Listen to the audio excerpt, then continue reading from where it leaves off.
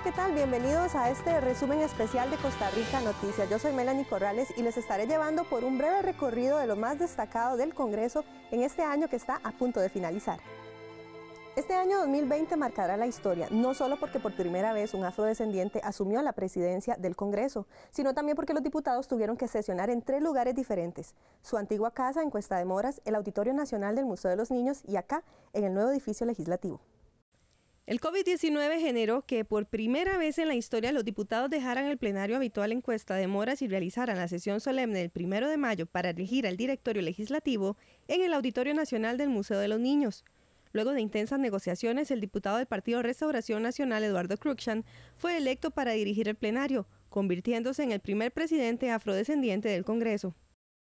Por lo tanto, compañeros y compañeras mías, manos a la obra, a sacar la tarea a la que la historia nos ha convocado. Muchísimas gracias. Posterior a la elección del directorio, los nuevos jefes de fracción iniciaron un camino enfocado en proyectos de reactivación económica, atención a la población desempleada por el COVID-19, generación de empleo, reimpulso del sector turismo y fortalecimiento de la caja. Aquí siento yo que la política tiene que cambiar, no debe ser la misma política de siempre, ni de que son solo partidos y esto, sino que sea el conjunto de diputados elegidos por el pueblo, que realmente nos pongamos a trabajar a ver cómo hacemos para ordenar todo esto que ha pasado o que ha provocado el COVID-19. Mire, yo creo que el enfoque de Liberación Nacional va a pasar estrictamente por todos aquellos proyectos que reactiven la economía lo más rápido posible, sentarse con el gobierno del Estado, con los diversos sectores del país, que nos permitan construir una agenda urgente de reactivación, de empleabilidad, revisar el tamaño del Estado, revisar aquellas instituciones que tienen duplicidad de funciones, revisar el gasto público. Tenemos algunos ejes de trabajo que van a ser nuestra prioridad. Uno tiene que ver con inversión pública, otro tiene que ver con diseño del Estado y uno muy importante tiene que ver con la protección de las familias y las personas que se han visto afectadas por la pandemia. Posterior al 1 de mayo, poco a poco las sesiones retomaron su normalidad y se instalaron nuevamente en Cuesta de Moras las comisiones legislativas, en las que se discutieron diversos proyectos relacionados con la atención de la emergencia, como la reducción de jornadas, el presupuesto para el bono proteger, el traslado de los feriados para los lunes con el fin de reactivar el turismo, así como las moratorias al pago del IVA. Llegó el mes de octubre y los legisladores decretaron un receso para hacer el traslado a su nueva casa, el edificio legislativo valorado en 83.000 millones de colones que tuvo un atraso en su entrega debido a la pandemia. Este nuevo edificio se estrenó el pasado 19 de octubre en un acto protocolario que incluyó la participación de la Iglesia Católica y Evangélica. Y desde ahí, el nuevo recinto recibió diversas críticas por problemas de accesibilidad, limitaciones a la prensa y confusión incluso entre los diputados, quienes se perdieron por varias semanas entre los pasillos y ascensores para encontrar sus despachos. La primera discusión intensa que se realizó en el nuevo edificio legislativo fue el proyecto de ley para reducir el costo del marchamo del 2021, que al final se aprobó con el fin de aliviar el bolsillo de la población afectada económicamente por la pandemia. El cierre de las sesiones ordinarias del Congreso en el nuevo edificio se dio con la aprobación del presupuesto nacional del próximo año con una reducción de 162.000 millones de colones. Vamos a hacer una pausa comercial, quédese con nosotros, ya venimos con más.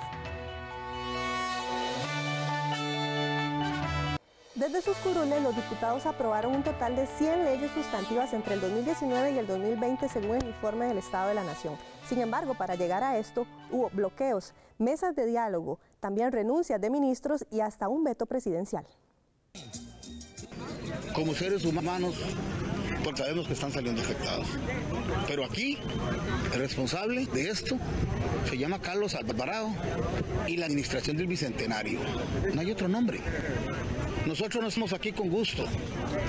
Toda esta gente que está aquí, lo que hace es trabajar en ese mar que usted ve. Sacar el sustento diario, sus necesidades socioeconómicas de ahí. Pero hoy en día no nos dejan trabajar o le limitan ese fuerte trabajo. A nivel nacional, Costa Rica le está pidiendo a Carlos Alvarado no endeudar más el país. Costa Rica le está pidiendo a Carlos Alvarado, por favor, no meter más impuesto al pobre como lo está pretendiendo y como lo dijo en Consejo de Gobierno en Punta Arenas. Las protestas y bloqueos de las principales carreteras paralizaron por varios días el país el pasado mes de octubre. La razón, rechazar la intención del gobierno de negociar un acuerdo con el Fondo Monetario Internacional para hacerle frente a la crisis generada por la pandemia del COVID-19 que incluía nuevos impuestos. La negociación con el Fondo Monetario Internacional se planteó luego de que en agosto anterior los diputados aprobaron un crédito con esa misma entidad por $500 millones que le abrió la posibilidad al país de negociar otro financiamiento por 1.750 millones más, como un salvavidas para las finanzas públicas. Sin embargo, el anuncio de la venta de activos, recorte de gastos y nuevos impuestos generó molestia entre la población, que se prolongó por 2 semanas, dejando como saldo heridos y pérdidas millonarias en los sectores productivos. Una vez finalizados los bloqueos, el gobierno aceptó iniciar el diálogo con los sectores. Sin embargo, al terminar las conversaciones, el presidente Carlos Alvarado anunció su intención de negociar nuevamente con el Fondo Monetario Internacional, lo que generó molestia en la ministra de Condición de la Mujer, Patricia Mora, quien renunció, siendo ella la baja número 20 en el gabinete de Carlos Alvarado.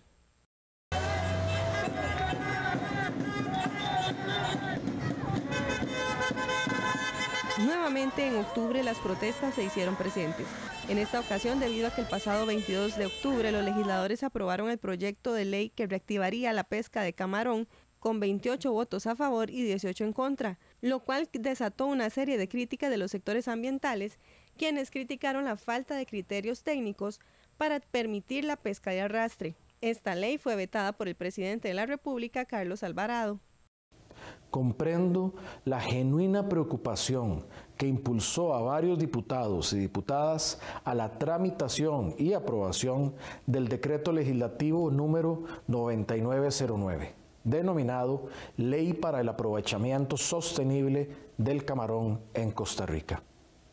Entiendo el legítimo afán de procurar el bienestar de un sector de la población en medio de una situación económica apremiante. La pregunta es si este decreto de ley es la mejor forma de lograrlo y si se ajusta a esa tradición nacional de equilibrio. Según el informe del Estado de la Nación, el Congreso aprobó entre el 2019 y el 2020 un total de 100 leyes sustantivas, siendo la Asamblea Legislativa más productiva de los últimos 34 años. Vamos a hacer una pausa comercial, pero quédese con nosotros. Al regresar estaremos conversando con el presidente del Congreso, Eduardo Cruikshank.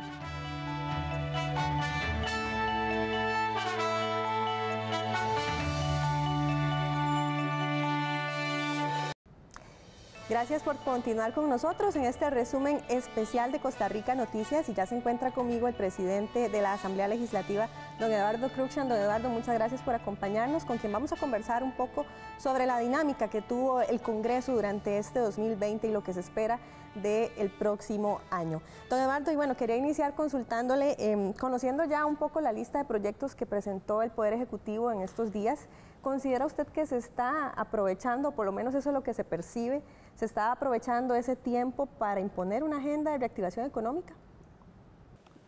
Bueno, yo creo que la primera convocatoria que hizo el señor presidente no entra a profundidad en lo que es proyectos de reactivación económica, pero eso no me hace tener una gran preocupación, porque tendrá ocho meses de control sobre la agenda legislativa, y yo esperaría que en los próximos días se vayan presentando o convocando una serie de proyectos que irán madurando al interior de las comisiones para que lleguen a plenario. De manera que yo creo que en las próximas semanas tendremos más proyectos que busquen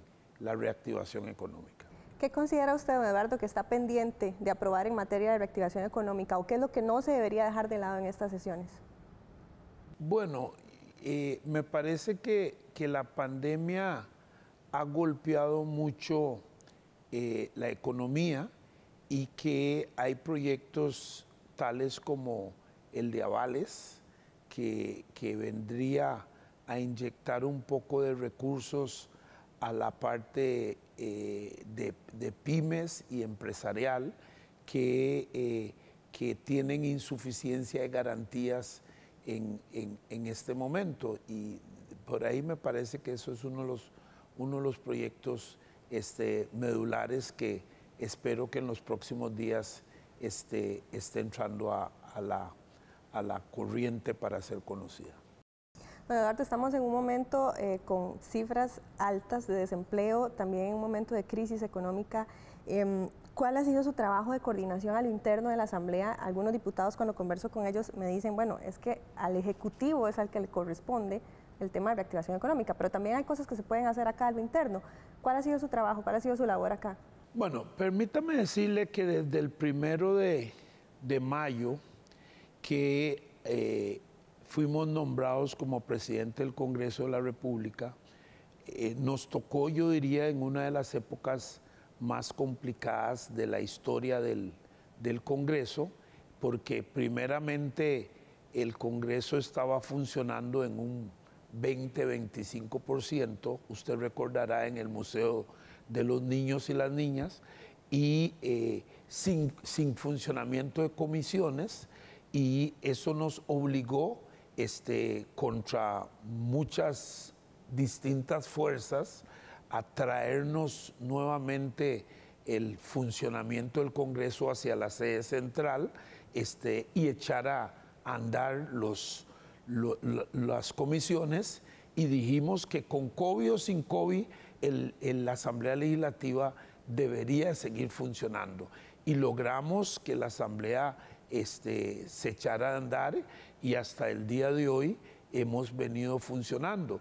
Y tan es así que en este periodo de tiempo de 7 meses que llevamos, hemos logrado que se aprueben aproximadamente 90 leyes, lo cual no es una cantidad menor, y muchas leyes de mucho calado, porque algunos dirán la cantidad no es sinónimo de calidad, pero en el caso que nos ocupa, hay una serie de leyes que han sido determinantes para enfrentar la situación de crisis que atravesamos, tanto crisis sanitaria como crisis fiscal, y me parece que eso ha sido un trabajo muy importante.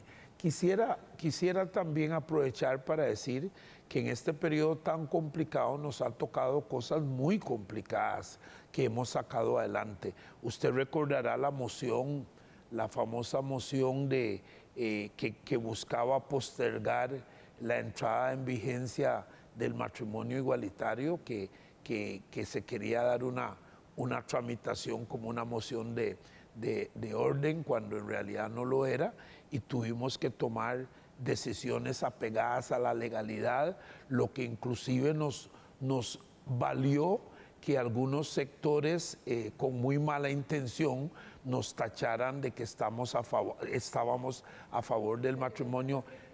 Sí, de que estaba a favor del matrimonio igualitario, cuando nada más alejado de la verdad que eso, porque ese tema nunca pasó por la Asamblea Legislativa, sino que fue un tema que pasó por la Sala Constitucional, y la única responsable de que el matrimonio igualitario esté en vigencia en este país es la Sala Constitucional. El Congreso de la República no ha tenido nada que ver con eso, no ha habido ningún proyecto que ha pasado por aquí. Eso fue un momento muy difícil que tuvimos que pasar, máximo por nuestra posición como creyentes que somos. Posteriormente nos tocó otra tarea muy difícil, la solicitud de un sector para destituir a la señora defensora de los habitantes, que fue un proceso sumamente complicado, que tuvimos que darle el manejo adecuado, y al final se sacó exitosamente ese procedimiento.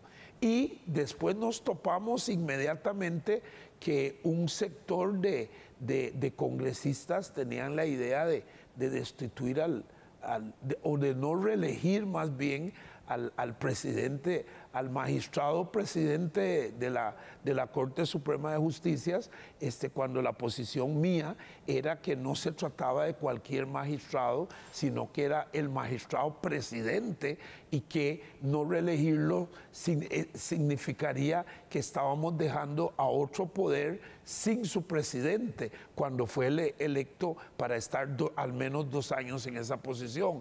Y tuvimos que dar la pelea y se sacó exitosamente esa situación también. ¿Cuánto ha pesado para usted el hecho de ser creyente y estar dirigiendo un Congreso tan fraccionado, donde también hay totalmente sectores opuestos a esto? Se criticó también, por ejemplo, el día de la inauguración del edificio legislativo, que se incorporara a la iglesia, tanto católica como evangélica. Algunos diputados decían no deberían de mezclarse las cosas. Y bueno, esa es una discusión que se ha venido dando, pero usted estando ahí, ¿cuánto ha pesado eso?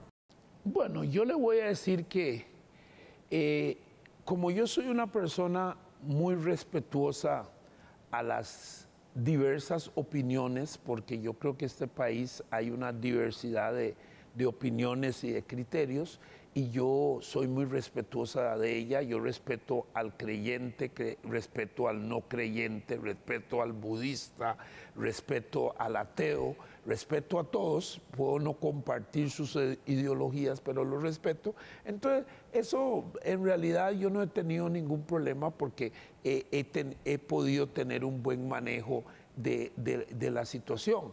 El asunto se da cuando hay esas otras personas caen en intolerancia y no quieren respetar la posición de los que somos creyentes.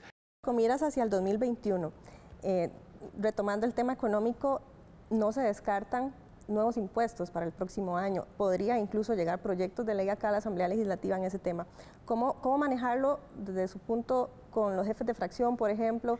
Vea, yo lo que creo es que cometen un error aquellos que dicen no más impuestos y se ponen una camisa de fuerza en ese sentido. Aún en este momento de desempleo y de crisis. Sí, y yo no soy de los que digo en términos absolutos no más impuestos, porque para mí la pregunta más importante, si más o menos impuestos, es ¿para quién? Es para quién, porque yo creo que no deben haber más impuestos para los sectores que ya no aguantan más carga impositiva, y para aquellos que llevan una carga pesada. Pero hay sectores en este país que no llevan ninguna carga, y otros sectores que llevan una carga muy liviana, y cuando usted tiene un barco que se está hundiendo, yo creo que todo mundo debe contribuir en la medida de sus posibilidades para mantener a flote el barco. Entonces, por ejemplo, ¿cómo yo voy a decir no más impuestos si hay sectores que no están pagando? Por ejemplo, ¿cómo yo voy a decir no más impuestos para sectores como cooperativas que están en régimen de competencia? ¿Y por qué no van a contribuir a pagar en momentos en que el país requiere un poco más de ingresos? Entonces, a mí me parece que decir en términos absolutos no más impuestos, me parece que no es racional ni prudente. Para el próximo año, ¿qué esperaría usted del nuevo directorio? ¿Qué es lo que se necesita para sacar adelante el país y qué perfil debería tener la persona que dirija el Congreso el próximo año, tomando en cuenta también que viene un año ya electoral además? Bueno, yo creo que la persona que aspira a llegar a ser presidente del Congreso y los compañeros de directorio deben ser personas que tengan mucha madurez, que tengan mucho dominio propio, o lo que llaman mucha inteligencia emocional. Creo también que debe ser una persona muy buena para buscar consensos, porque vamos a entrar en un año electoral, y en años electorales muchas veces prevalecen las las ambiciones, los intereses partidarios legítimos de los diferentes actores, sobre, en algunos casos, sobre incluso la conveniencia para el país. Entonces, hay que tener la habilidad de buscar consensos si queremos que el plenario no se entrave por las luchas políticas. Hay que tener mucha capacidad de convencimiento para hacerle ver a esos diferentes actores que se puede llevar paralelamente la lucha electoral con ir sacando los proyectos necesarios para que el país no se estanque, para que el país siga avanzando, porque y hay que hacerle ver a esas personas que de qué valdría ganar la presidencia de la República si el país no ha avanzado, y hay que venir a retomarlo en un estancamiento cuando se podría tomar en un punto más optimizado. De manera que ese es el entendimiento que yo creo que se debe tener para seguir impulsando las iniciativas que sean necesarias para que el país siga avanzando. Ahora que hablamos de temas electorales, don Eduardo, ¿qué proyecta usted al salir del Congreso el próximo año? Bueno, yo en este momento estoy pensando en finalizar mi periodo como presidente del Congreso de la República. Yo espero finalizarlo bien en medio de la difícil situación. Como le dije, al día de hoy hemos aprobado 90 leyes. Yo espero que en los 4 meses que me faltarán poder sacar tal vez unas 20 o 25 leyes más en este periodo de sesiones extraordinarios, leyes importantes para el país. Yo espero que podamos sacar empleo público, que podamos sacar leyes muy importantes para el país. Y a nivel personal, don Eduardo, ¿dónde se proyecta usted en la política más adelante? ¿Tiene aspiraciones presidenciales más adelante? Bueno, yo le voy a decir lo que he dicho siempre. He dicho siempre que no creo que exista un solo costarricense que no quisiera que su patria lo honre dándole el sitial de honor de sentarse en la primera magistratura. Y dentro de esos 5 millones de habitantes, pues yo no quiero ser la excepción. No quiero ser la excepción. Pero en este momento no estoy abocado a pensar sobre eso, sino que yo tengo muy claras mis prioridades, y en este momento la prioridad es culminar de manera exitosa con la presidencia del Congreso, máxime en el caso en que soy el primer afrodescendiente que ocupa esta prestigiosa posición, y no quisiera ni quedar mal con el país ni con mis coterráneos. De manera que, esa respuesta no me lo descarta tampoco. De manera que estoy abocado al 100% a terminar la tarea que se me ha encomendado. Después que termine esa tarea el 30 de abril, pensaré a ver cuál es el camino que deba tomar. Veré qué quiere Dios, porque yo no tomo decisiones sin la consulta de Dios, de manera que veré qué quiere Dios para mí, qué quiere mi familia, y tomaré las decisiones que haya que tomar en ese momento. Muchas gracias a Eduardo Cruikshank por la entrevista. Con mucho gusto. Y a usted también, muchas gracias por acompañarnos en este resumen especial de Costa Rica Noticias.